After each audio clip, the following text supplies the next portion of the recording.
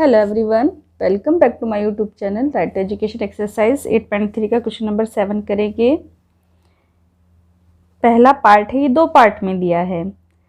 Chalk powder में calcium, carbon तथा oxygen का अनुपात 10:3:12 होता है।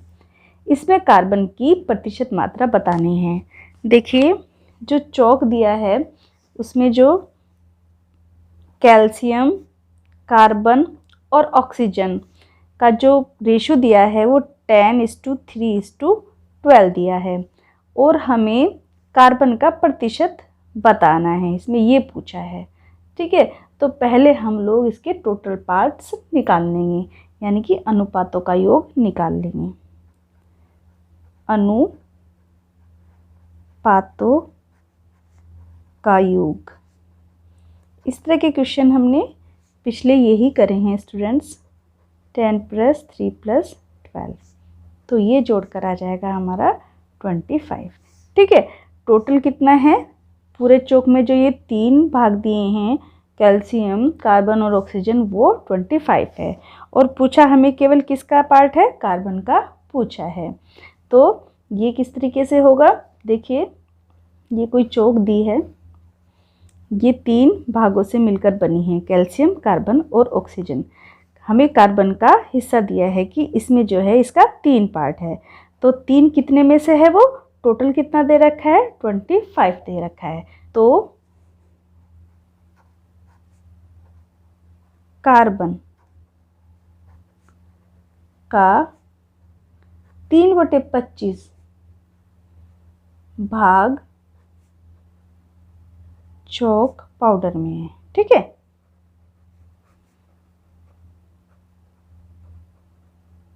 अब हमें क्या निकालना है? इसका प्रतिशत निकालना है। यहाँ पर लिख लेंगे कार्बन का प्रतिशत। केवल हमें कार्बन का ही बताना है।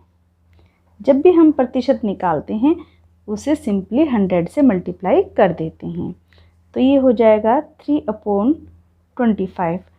जो पूरी चौक पे कार्बन का पार्ट है उसको हम यहाँ पर लिख लेंगे और इंटू 100 कर देंगे। काट लीजिए, 25 से कम 25, 25 चौका 100। तो ये क्या आया है? 3 चौक 12। 12% क्या है? इस पूरी टोटल चौक में 12% किसका पार्ट है?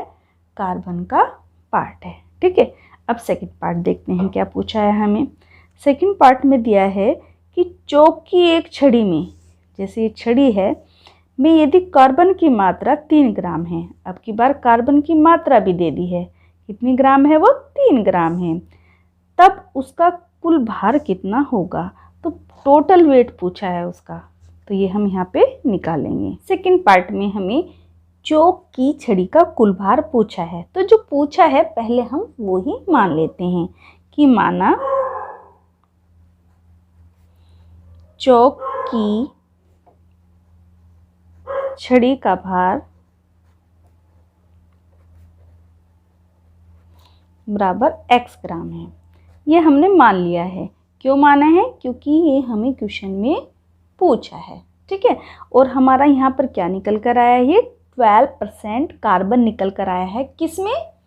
ये चौक की छड़ी में। भाई, ये पूरी चौक की छड़ी ही तो थी। ठीक है ना, इनका जो ये अनुपात दे रखा था यहाँ पर 10:3:12, जी कार्बन का निकल कर आया है, इसमें अनुपात वो 12% निकल कर आया है। और 12% किसका निकल कर आया है? इस पूरी चौक में 12% है कार्बन।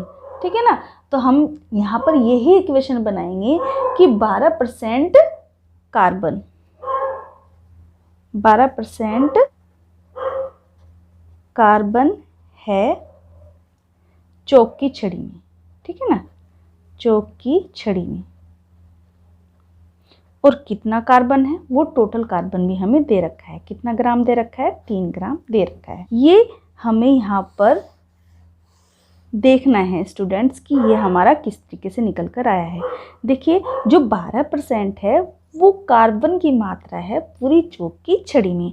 हमने सेम यही लिखा है यहाँ पर। ठीक है ना, कि 12% कार्बन है चौक की छड़ी में, या चौक की छड़ी का 12%, ये भी लिख सकते हैं। चौक की छड़ी का 12%। ठीक है, कितना है? 3 ग्राम। ये भी हमें गिवन है क्वेश्चन में। अब हमने चौक की छड़ी को क्या माना है? x माना है। देखिए, चौक की छड़ी का भार हमने x माना है। का मतलब गुना और 12% का मतलब 12/100 और ये हो जाएगा 3 ग्राम के इक्वल। आ गई ना एक इक्वेशन निकल करके। अब x का मान निकाल लेंगे और x का मान हमने छड़ी का भार मान रखा है, वो ही हमारा आंसर होगा। तो x बराबर यहाँ आ जाएगा, देखिए ये यहाँ पर गुना में है और ये भाग में है, तो वो ऊपर जा कर के गुना में हो जाएगा और 12 जो है यहाँ पर भाग में आ जाएगा। ठीक है, 3 × 3 3 चौक 12। फिर 4 से ही काट लीजिए, 4 × 4 4 दूनी 8 और 4 पंजे 20। तो ये x की वैल्यू यहाँ पर निकल कर आई है 25 और 25 क्या आई है? ये ग्राम आई है। ठीक है, यही तो हमें पूछा था कि चौक की छड़ी का भार कितना है। एक और तरीका देख लीजिए स्टूडेंट्स, जैसे चौक की छड़ी दे रखी है। ठीक है, इसमें हमारा जो 10 पार्ट सीधा सीधा 10, 3 और 12, ये हमारा कैल्शियम का था, ये कार्बन का था और ये ऑक्सीजन का था। कार्बन किसके इक्वल है? ये टोटल तो 25 है। ठीक है ना, 25 में 3 ग्राम हो गया हमारा, क्या हो गया? कार्बन हो गया, और 25 में 12 ऑक्सीजन हो गया और 10 कैल्शियम हो गया। तो यदि टोटल पूछेंगे तो ये भी कह सकते हैं कि टोटल 25 ग्राम ही तो है। ये पूरी उसका जो टोटल भार है चौक का वो 25 ग्राम ही तो है, क्योंकि जो उसका अनुपात है वो उसके भार को भी दर्शा रहा है।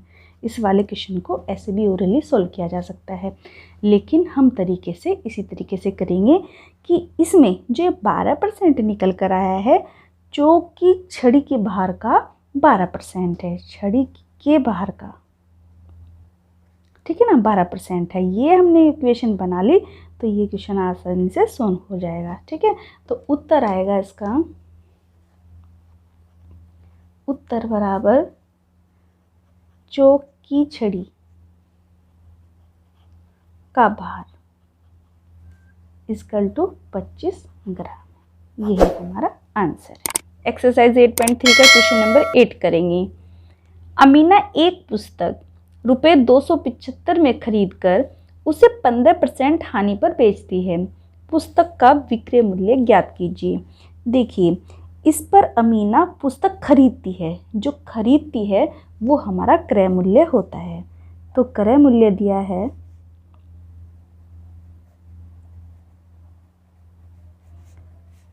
₹275, यानी कि ये क्या है? कॉस्ट प्राइस है, जिसमें अमीना ने पुस्तक को खरीदा है और उसे कितने प्रतिशत हानि पर खरीदा है। तो हानि कितनी है? 15% है हानि। ठीक है, तो हमें क्या पूछा है? पुस्तक का विक्रय मूल्य ज्ञात कीजिए। तो हमें SP बताना है कि क्या होगा। यहाँ पर हमें हानि हुई है। स्टूडेंट्स, चाहे लाभ हो चाहे हानि हो, वो हमेशा क्रय मूल्य पर ही होती है, कॉस्ट प्राइस पर ही होती है। ठीक है, चाहे हानि भी हो रही है या लाभ भी हो रहा है, दोनों यही होता है। तो हम किस तरह से निकालते हैं उसको? क्रय मूल्य का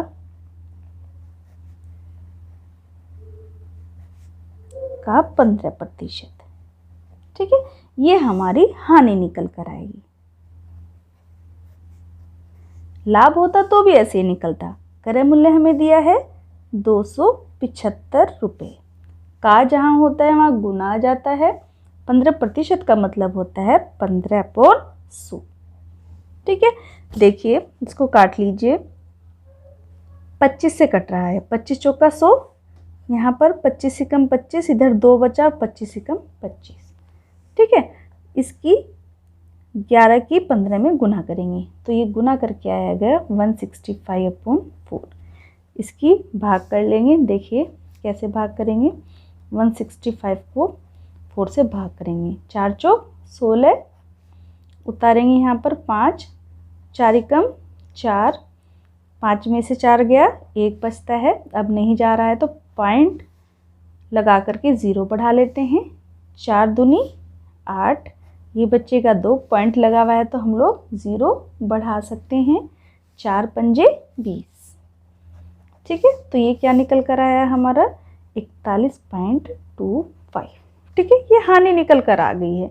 अब हमें पूछा क्या है, पुस्तक का विक्रय मूल्य ज्ञात कीजिए। विक्रय मूल्य क्या होता है, हमें पता है हानि हुई है, तो क्या होगा कि जो क्रय मूल्य होगा, कॉस्ट प्राइस होगा, हम लोग उसमें से हानि को घटा देंगे तो विक्रय मूल्य ही तो निकल कर आ जाएगा। तो हमें इसमें विक्रय मूल्य निकालना है।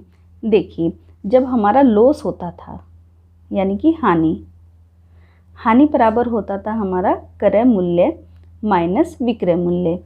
हानि तभी तो होगी जब हमारा कॉस्ट प्राइस बड़ा होगा और सेलिंग प्राइस छोटा होगा। अब हमें विक्रय मूल्य निकालना है। यदि हम ये इसको धर लाए लेफ्ट हैंड साइड तो ये माइनस है, ये इधर आकर के प्लस हो जाएगा, विक्रय मूल्य आ जाएगा। और क्रय मूल्य ज्यों का त्यों और हानि को उधर लेकर आए तो ये माइनस में हो जाएगी। ठीक है, इसी तरीके से ये वाला फार्मूला हम लोग यहाँ पर लिख लेंगे। यानी विक्रय मूल्य पूछा है ना हमें, विक्रय मूल्य बराबर क्रय मूल्य माइनस हानि। ठीक है, अब इजी हो गया ना क्वेश्चन। भाई विक्रय मूल्य, जब क्रय मूल्य में से हम हानि घटाएंगे तभी तो हमारा विक्रय मूल्य निकल कर आएगा, क्योंकि यहाँ हानि हो रही है।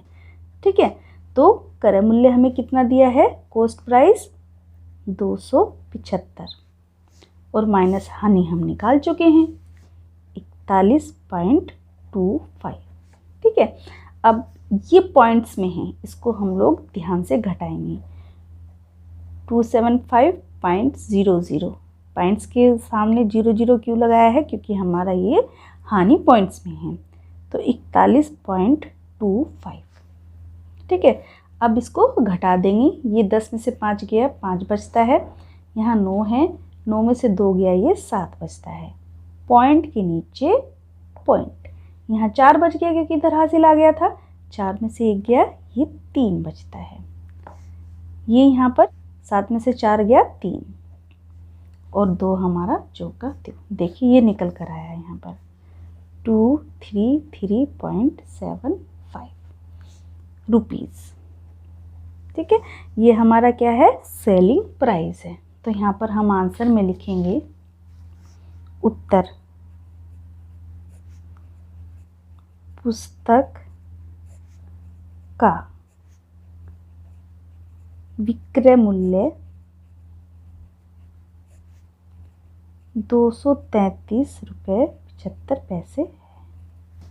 ठीक है, देखिए विक्रय मूल्य पूछा था हमें सवाल में। ठीक है, विक्रय मूल्य हमें निकाल दिया है। तो एक्सरसाइज 8.3 का क्वेश्चन नंबर 7 और 8 यहीं पर ख़त्म होता है। Thanks for watching my video.